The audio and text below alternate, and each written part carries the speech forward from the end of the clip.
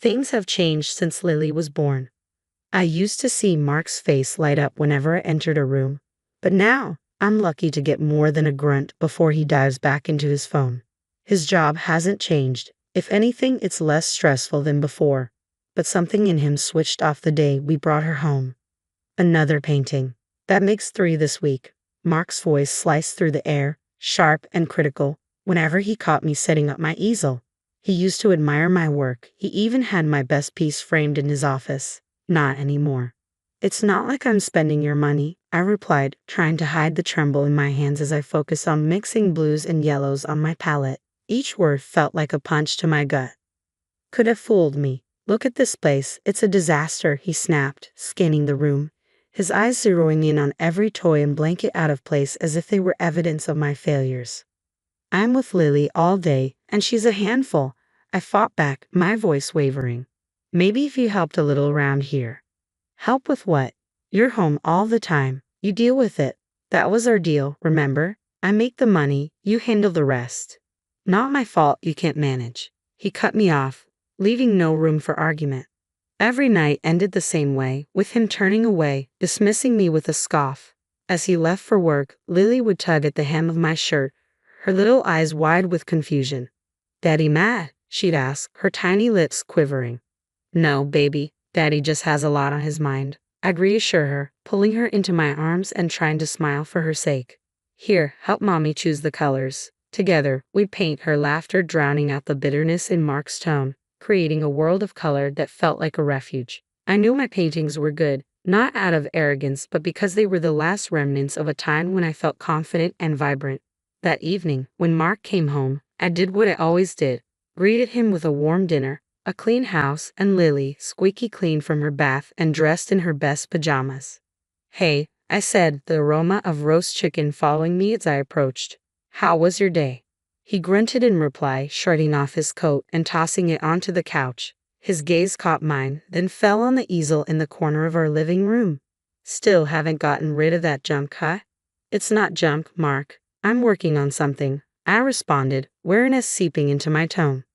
"Looks like a waste of time and money. You could be doing something productive," he said, walking past me to the fridge without waiting for an answer. Productive, it seemed, meant anything that made money or made his life easier. I guess I was doing neither to his liking. "I am doing something," I said, my voice firmer now. "I'm raising our daughter and trying to hold on to something that matters to me. My painting matters to me." He didn't even pause, just opened a beer and took a deep swig. "Call it what you want, Grace. To me, it looks like you're just filling time and making a mess. I'll have to pay someone to clean it up." The sting didn't come from the unkindness of his words. I was getting used to that. It came from the dismissal of my dreams and passion. There was no place for them in Mark's world anymore. "Dinner's ready," I called out, feeling like I was putting on a performance. I stood there with trembling hands as I served the meal. Mark's parents, seated like judges at the head of the table, barely noticing my effort to create a warm, hearty meal. Their eyes were fixed on the easel by the window. "What's this then?" Mark's dad, George, a broad man with a booming voice, jabbed a finger toward my unfinished painting. "Oh, that's just something Grace has been fooling around with," Mark chuckled, waving a dismissive hand before taking his seat. "Real high-class stuff, right?" Laughter rang out, but it felt like a knife cutting at my nerves, laughter that didn't reach their eyes. My, we have an artist now, do we?" Mark's mom, Patricia, chimed in, her voice sharp enough to slice steel. "Why don't you show us your latest masterpiece, dear?" George bellowed, his smile more of a challenge than a gesture of interest. I stood frozen in place, heat creeping up my neck. "It's not done yet," I muttered, but Mark was already striding over to the canvas, grabbing it with far less care than he'd use for a dish towel. "Look at this, folks." Mark laughed, flipping the canvas around like he was unveiling a letter on Wheel of Fortune. "It's supposed to be a landscape. Can you believe it?" George's laughter boomed again. "Looks like a blind dog's nightmare," Patricia tutted, shaking her head, her nostrils flaring with each derisive comment. "Why waste your time with this hobby? Get a job or do something, anything, productive. As if any place would hire me." Mark snorted, setting the painting back down with a thud that sank my heart. "The job market's tough out there, and well, look at her." I swallowed hard, my hands clenched into fists at my sides. "I do plenty. I take care of Lily and this house. My words faltered under their collective gaze. Patricia poked at the food on her plate with a fork, as if she suspected it might be poisoned. Taking care of your family is the least you can do, she sniffed. But honestly, Mark, if you'd married someone with a little ambition. They continued tearing into me, their words pressing down, squeezing the air from my lungs. I felt myself slipping away, becoming smaller and more insignificant in this grand performance of theirs. Something inside me snapped as soon as the meal ended. With a fiend smile, I excused myself, marched up the stairs without looking back, and locked myself in the bedroom. Grace, Mark called, his voice rising up the stairs about half an hour later. You coming back down? We need to clear the table. I didn't respond. I couldn't.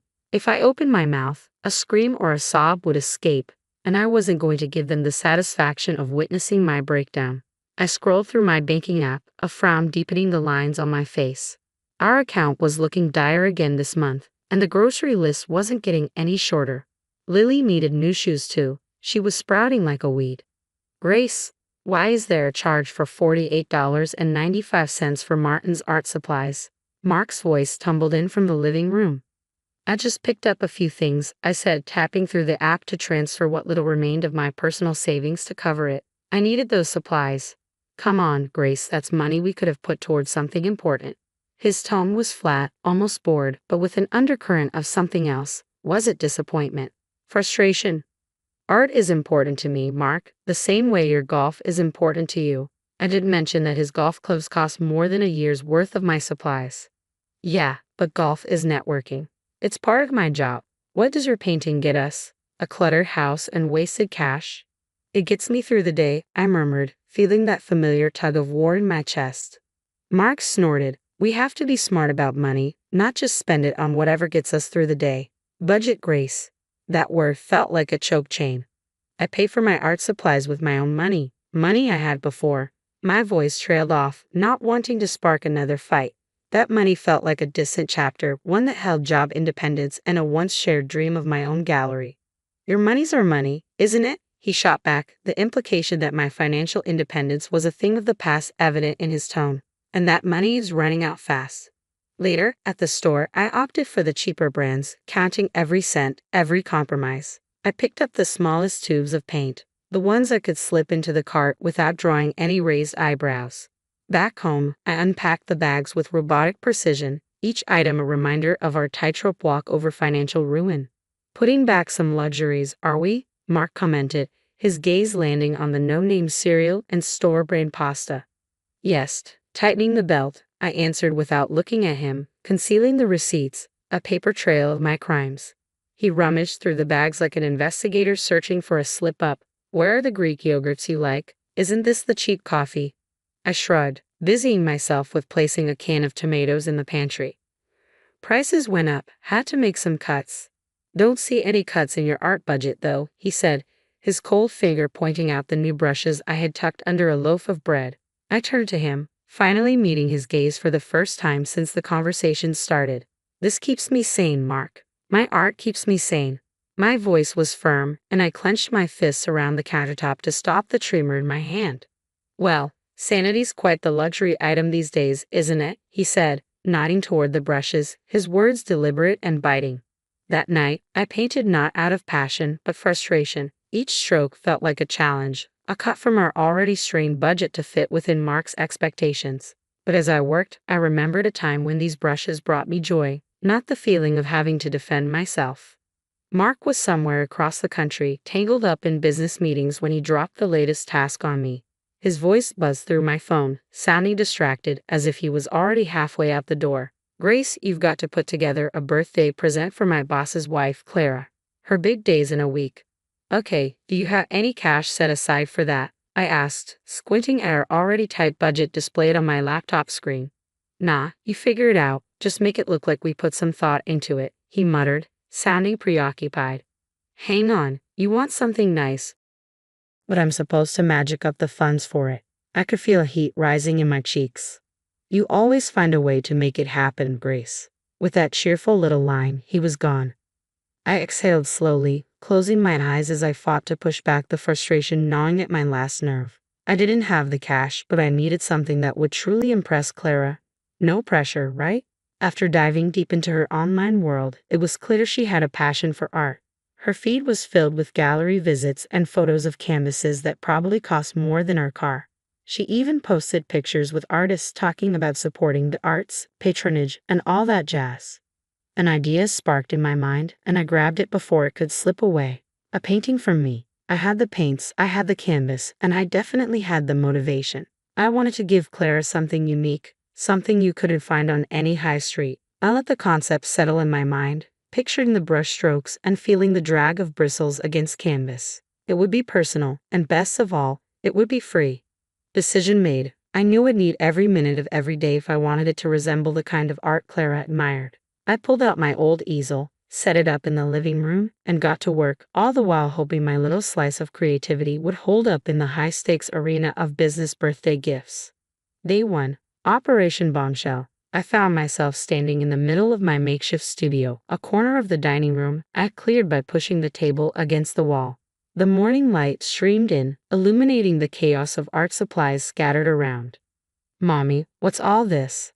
Lily, my 6-year-old, plopped herself right in the middle of the mess, her eyes wide as saucers, mirroring the splattered paint on the floor. "Mommy's making a birthday present, sweetie," I replied, rifling through old brushes with bristles stiffer than my back. "For a lady Daddy works with?" she asked, picking up a brush and examining the crusty edges like a little professional. I snatched the brush from her before it turned into a makeshift sword or fairy wand. "Yes, but I need it to stay nice," I explained. Lily furrowed her brow in confusion. "But why can't Daddy just buy something?" "Lily, go watch your cartoons, okay? I need to think." I wasn't ready to unpack the complexities of our bank account or my marriage with a kindergartner.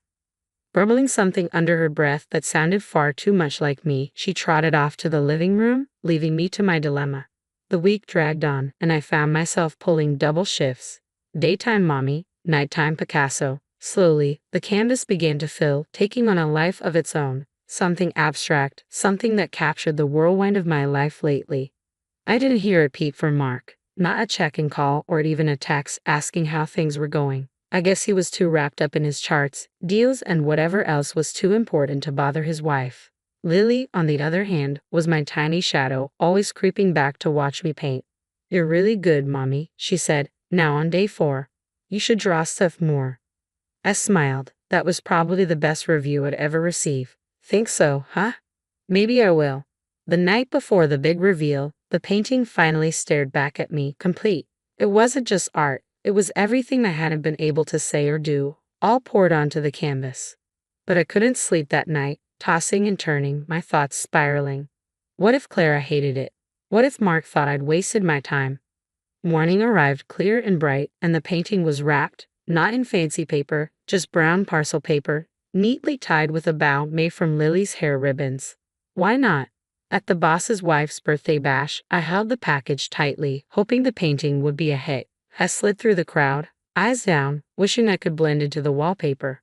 Mark was there, just foaming hot from his latest trip, looking every inch the man who had it all, except the picture-perfect trophy wife.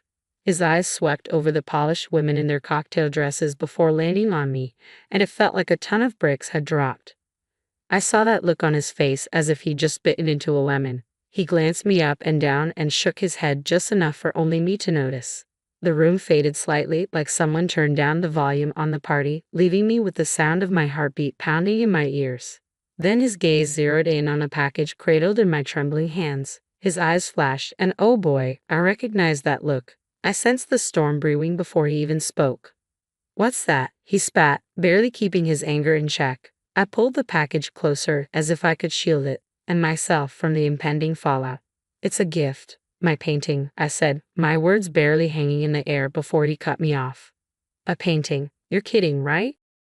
His voice was loud enough to catch a few glances our way. I tried to shush him with my eyes, but he was beyond caring. "You actually think it's okay to hand her a piece of amateur hour?" Whispers began to swirl around us, soft at first, but growing stronger.